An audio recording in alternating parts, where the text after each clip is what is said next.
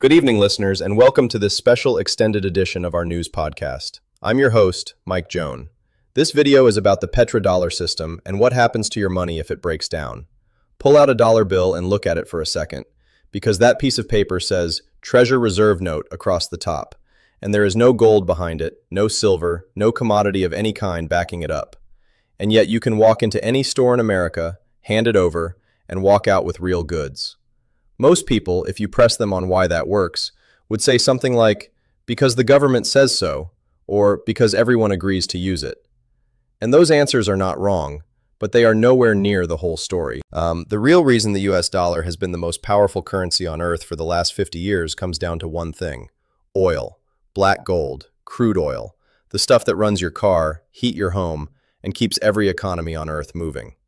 The system that ties oil to the dollar has a name, and that name is the Petrodollar system. That system has quietly protected the value of your savings, kept your interest rates manageable, and allowed the United States to borrow money cheaply for generations. But right now is under serious pressure, not collapsing overnight, but cracking in ways that are worth understanding before the consequences reach your wallet. The story starts in 1944, when World War II was still being fought, and the Allied powers met in a small New Hampshire town called Bretton Woods to build an entirely new global financial system from scratch. The deal they reached was straightforward. The US dollar would become the world's primary reserve currency, every other country's currency would be pegged to the dollar, and the dollar itself would be fixed to gold at $35 per ounce. Coming out of World War II as the strongest economy on earth, America sat at the center of this arrangement, and for roughly 25 years, it held together exactly as designed. The late 1960s changed all of that, with money draining out of the country to fund the Vietnam War and domestic social programs. Foreign governments began quietly questioning whether the dollars they were holding were worth what Washington claimed, and they started converting those dollars into gold, which the rules of the time permitted. America was hemorrhaging gold, and the math stopped adding up. That pressure reaches limit in 1971, when President Richard Nixon announced on television that the United States was ending the convertibility of the dollar to gold entirely, cutting the cord that had tied the currency to something tangible for 25 years. The world called it the Nixon shock, because that is precisely what it was. The problem this created was immediate. With nothing back in the dollar, the question of why anyone should want dollars at all became urgent, and the answer Nixon and his Secretary of State, Henry Kissinger, needed to find had to be convincing enough to hold the entire global financial system together. October of 1973 handed them their opening 6 OPEC member countries, including Saudi Arabia, Kuwait, Abu Dhabi, Qatar, Libya, and Algeria, declared an oil embargo against the United States in retaliation for American support of Israel during the Yom Kippur War. And oil prices, which had sat around $30 a barrel in today's money as recently as September 1973, had more than doubled by January 1974, hammering the American economy. Kissinger saw the crisis as an opportunity and flew to Saudi Arabia to sit down with King Faisal and Prince Fahad. On June 8, 1974, the two countries signed an agreement at Blair House, across the street from the White House, that would quietly reshape the global financial order for the next 50 years. Under the terms of that 6-page document, Saudi Arabia agreed to price all its oil exports exclusively in US dollars, and to take its surplus oil earnings and invest them directly into US Treasury bonds, pumping those dollars right back into the American economy. In return, the United States committed to providing Saudi Arabia with military aid and protection, effectively becoming the grand tour of the Saudi monarchy's survival. Other OPEC countries followed Saudi Arabia's lead by 1975, and the entire global oil market converted to dollar-only pricing. In short order, what Kissinger built becomes easier to appreciate in hindsight. Japan needed dollars to buy oil, and so did Germany, India, South Korea, and every other country with an economy to run, which meant holding dollars in reserve became a necessity rather than a preference, which meant acquiring dollars, which meant doing business with America and parking surplus earnings in American financial assets. Georgia University economist Abraham always saw exactly where this was heading and coined the term petrodollar. In 1973, its arrangement was taking shape. Kissinger and Nixon had, in essence, replaced the gold standard with an oil standard and positioned America at the center of it. Here is the cycle, and you want to understand this one carefully because this is where your money enters the picture. Saudi Arabia and the other Gulf states pump oil out of the ground and sell it to countries all over the world. And because of the petrodollar arrangement, that oil gets purchased in US dollars, meaning countries like Japan, South Korea, China, and India have to hold and spend dollars to keep their own lights on. Saudi Arabia then accumulates an enormous pile of those dollars.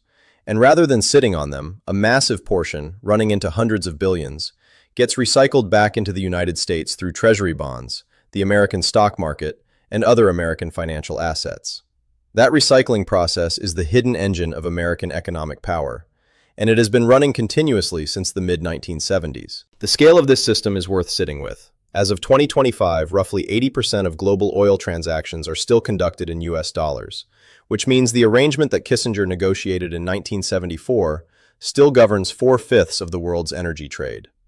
The Federal Reserve tracked international trade transactions between 1999 and 2019 and found that the dollar accounted for 96% of trade in the Americas, 74% across Asia, and 79% throughout the rest of the globe.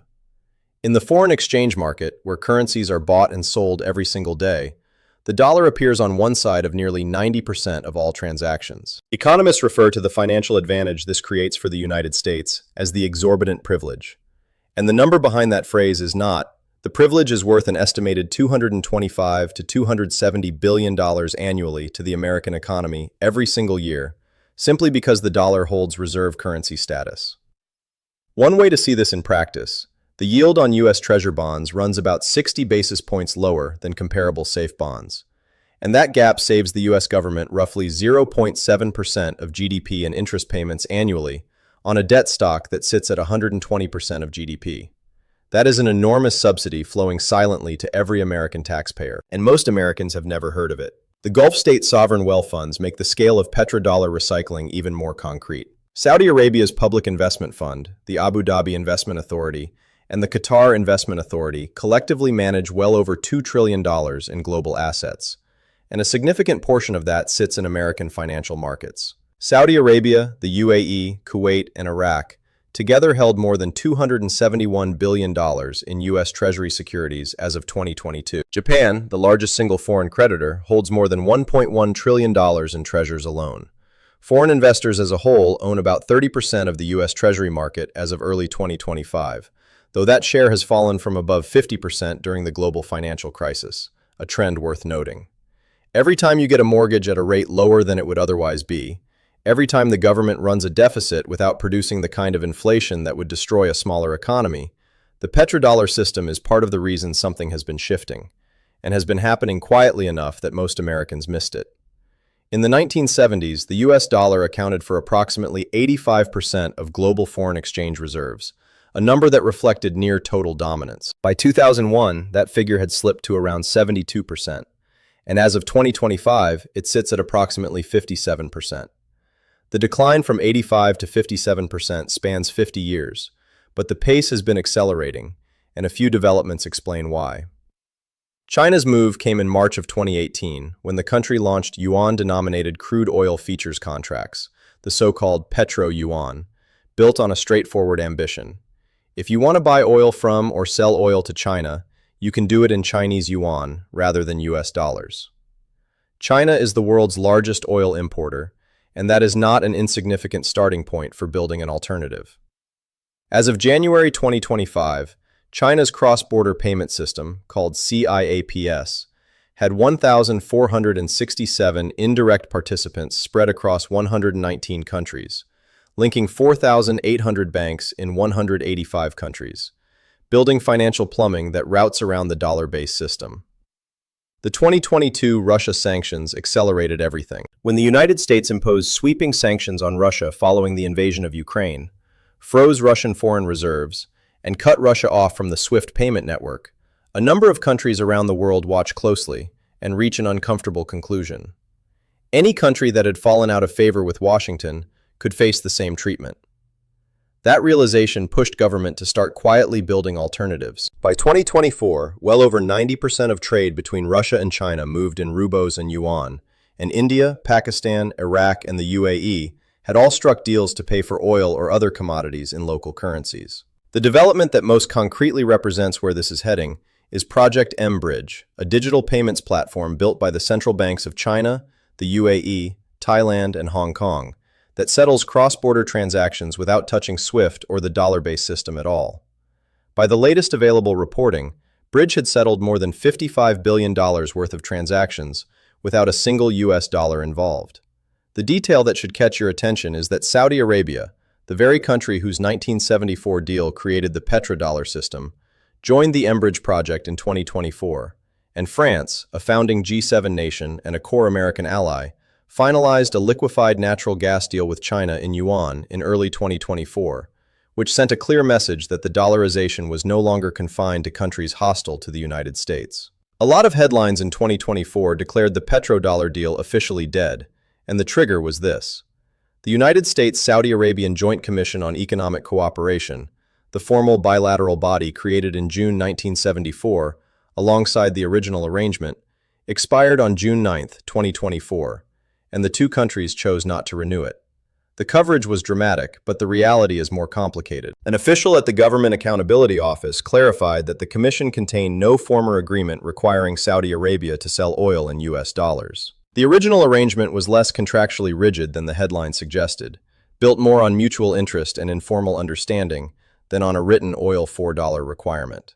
And looking at what Saudi Arabia actually did after June 2024, the behavior does not match the petrodollar is dead narrative. Public records of Saudi oil exports show transactions continuing in US dollars, with no other currency having replaced them. November 2025 added another data point in the opposite direction. Saudi Arabia's Crown Prince, Mohammed bin Salman, visited the White House and announced a $1 trillion investment in the US economy, which is not the posture of a country walking away from the dollar. That said, the January 2023 Davos statement from Saudi Arabia's finance minister, who declared the kingdom's willingness to trade in not just the yuan, but a variety of other currencies, made clear that the Saudis are keeping their options open, in a way that would have been unthinkable in 1974.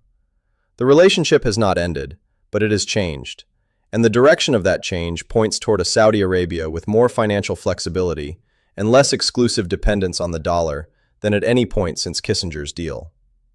The first impact is inflation, and it comes back hard right now. One of the reasons United States can run large deficits without triggering runaway inflation is that constant global demand for dollars absorbs the supply. Even when America prints a lot of them, the world needs dollars, so the extra dollars get used, reduce that demand, and the balance shifts. Import prices rise, purchasing power shrinks, and the same dollar that bought $100 worth of goods now buys 80 or 75. That kind of erosion is especially brutal for people on fixed incomes, where there is no salary increase to offset it. The second impact is higher interest rates across the board. One of the quieter benefits of the petrodollar system is that Gulf states recycling oil dollars into U.S. Treasury bonds creates consistent demand for that debt, which keeps interest rates lower than they would otherwise be. Reduce that demand, and the U.S. government has to offer higher yields to attract buyers because otherwise nobody purchases the debt. Consider the numbers already in motion. As of 2025, the U.S. national debt stands at nearly $37 trillion, and the average interest rate on all federal debt has more than doubled, coming from 1.556% in January 2022 to 3.352% by mid-2025 on a debt-to-GDP ratio of 119%. If petrodollar recycling fades and rates climb further, the cost of every loan in the economy moves with it. Mortgages get more expensive, car financing gets more expensive, the rate on any credit line you carry goes up. The third impact hits your retirement savings. The Gulf Sovereign Wealth Funds, which collectively manage well over $2 trillion, have parked substantial portions of that money in U.S. stocks and financial assets. If those countries are no longer generating massive petrodollar surpluses, that flow of investment into American equities weakens, which means lower demand for American stocks and lower valuations. Foreign investors have already reduced their share of the U.S. Treasury market from above 50% during the global financial crisis to around 30% as of early 2025. That trend continuing would push Treasury prices down and yields up, reshaping the financial environment that your 401k and IRA live inside. The fourth impact is a loss of leverage, not just money. The most powerful foreign policy tool the United States currently holds is the ability to cut a country off from the dollar system. Freezer reserves block them from SWIFT, and you can strangle their economy without firing a single shot. That weapon only works when the dollar is the only realistic option. Build out CPS, expand Enbridge, establish robust local currency trade routes, and suddenly the threat of sanctions loses most of its force. What America gains from dollar dominance is not just cheaper borrowing. It is the ability to project influence globally without military force. And that influence diminishes alongside the dollar share of global finance. The fifth impact is the slow devaluation of the dollar itself. This is the long game risk, and the important word here is slow. A sudden overnight collapse of the dollar is not what the evidence points toward. Gradual erosion is if fewer nations need dollars to conduct trade. The supply of dollars in global circulation starts to outpace the demand for them, and the dollar's purchasing power falls relative to other currencies. The debt-to-GDP ratio at 119%, combined with interest rates rising and petrodollar recycling shrinking, creates a combination that is manageable but uncomfortable in the near term, and genuinely costly over decades. $1 million in savings that loses 20% of its purchasing power through dollar depreciation still reads as $1 million in your account. The loss is invisible on the statement, but very real at the checkout counter. This is the part where the counter-argument deserves a fair hearing, because smart people with serious credentials look at everything described above and land somewhere much calmer. Start with the alternatives. The Chinese yuan accounts for less than 5% of global reserves as of 2025, compared to the dollar's 59%. That is not a competition yet. India's foreign minister put it plainly. India has never been for de-dollarization, and right now there is no proposal to have a BRICS currency. Vladimir Putin appeared at the 2024 BRICS summit holding a prototype BRICS banknote. But a prototype held for photo opportunity is a long way from a functioning reserve currency, where the institutional depth needed to replace anything. BRICS nations have built real infrastructure and represent significant global trade volume, but their currencies remain marginal in international markets. The dollar's dominance also rests on far more than oil pricing alone. It sits on the size and liquidity of American capital markets, the legal system that protects investors, decades of institutional trust, and a track record that no alternative has yet been able to match. JP Morgan's chief economist, Bruce Kasman, stated plainly in 2025 that the United States still maintains what he called exorbitant privilege in terms of the willingness of foreigners to hold U.S. debt. Robin Brooks at the Brookings Institution acknowledged in May 2025 that a risk premium appeared to be building in markets as investors started questioning that privilege. But even his framing held the question open rather than declaring a conclusion. And since the show revolution took hold around 2012, the United States moved from being a net energy importer to a net energy exporter, which means original logic of the petrodollar arrangement protecting oil access for American consumption has already fundamentally changed without the dollar losing its position. The honest picture shipped of both the panic and the complacency is that the petrodollar system is eroding rather than collapsing. 50 years of the dollar's reserve share dropping from 85 to 57% is real movement in one direction. The question is not whether the trend exists, because it clearly does. The question is the pace and whether the world arrives at a new equilibrium gradually or through a sharper disruption. Stepping back from the individual financial impacts, the petrodollar system is not just a currency arrangement since 1971. It has been the structural foundation of American economic and geopolitical power, and the numbers show what that foundation enabled. America ran deficits that no other country on earth could have sustained, because the world's demand for dollars absorbed what would have been inflationary money printing in any smaller economy. That capacity funded global military presence, the technology sector, social programs, and the infrastructure investment that built the most productive economy in modern history.